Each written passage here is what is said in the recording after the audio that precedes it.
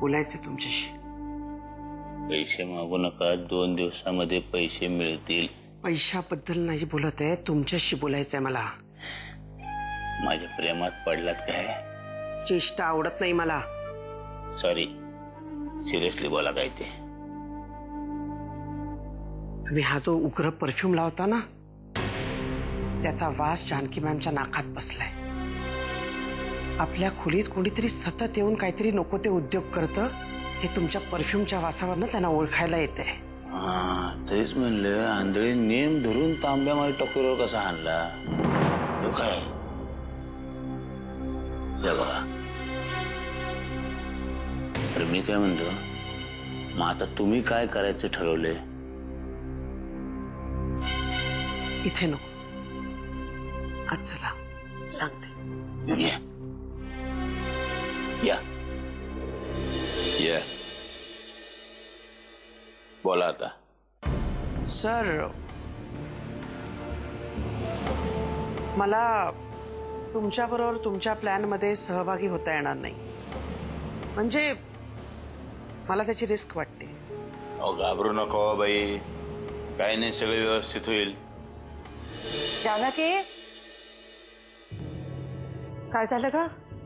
अगं असं का घाईघाईने बोलावून घेतलंस मला एकदम? आत्याबाई, आज मला माझ्या खोलीमध्ये पुन्हा तोच वास आला होता, त्याच दिवशीच्या सेंटचा. म्हणजे आज पुन्हा कोणतरी आलं होतं? हो, पण या वेळेला मी गप्प नाही बसले. मी ना माझ्या हाताला तांब्या भांड लागलं, ते भिरकावून त्याला मारलं. आणि माझी खात्री आहे, तो जो कोणी होता ना, त्याला ते चांगलं जोरात लागलं असं. काय करून बसलीस हे?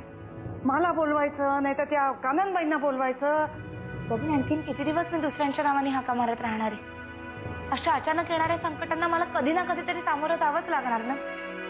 आणि मला माझ्या माऊची काळजी आहे, आणि तिची काळजी घेण्यासाठी मला माझ्या डोळ्यांची सुद्धा गरज नाहीये. झाशीच्या राणीसारखी व्याख्यान नको ग बाई देऊस. इथं काळजाचा ठोका चुकवलायस तू माझ्या.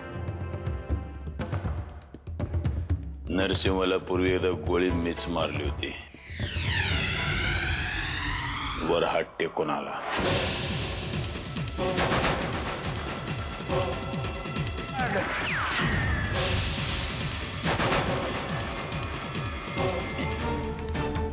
जानकीला गच्चीवरून बी आम्हीच दोघांनी मिळून टाकलं.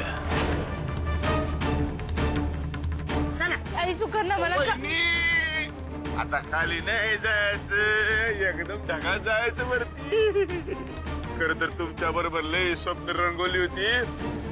काय हरकत नाही, पुढच्या जन्मामध्ये पुरी करू.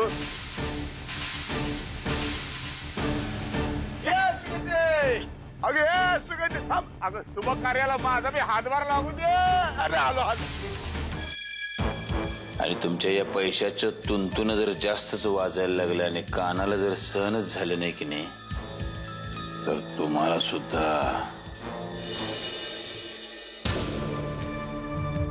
या तुझ्या चाव्या. काम झालेलं आहे. नशीब माझं, चाव्या परत तरी मिळाल्या. असं का बोलतेस? या चाव्या तुझ्याच तर कमरेला असतात. नाही, ज्या पद्धतीने चाव्या काढून घेण्यात आल्या, ती पद्धत काही सभ्य माणसाला धरून नव्हती ना. तू काय बोलतेस? तुझं तुला तरी कळतंय का? तुम्ही जे काही वागलायत ते तुम्हाला पटतंय का? तुम्ही ज्या प्रकारे माझ्याकडून या चाव्या काढून घेतल्यात ना, त्यावरून हे स्पष्ट होतंय की तुमचा माझ्यावर विश्वास नाही. खरं तर तुझ्याकडून चाव्या घेतल्या तेव्हाच मी त्या का घेतल्या ते सांगितलं होतं तुला. तुम्ही मला काहीही सांगाल आणि ते मला पटेल असं वाटतंय का तुम्हाला?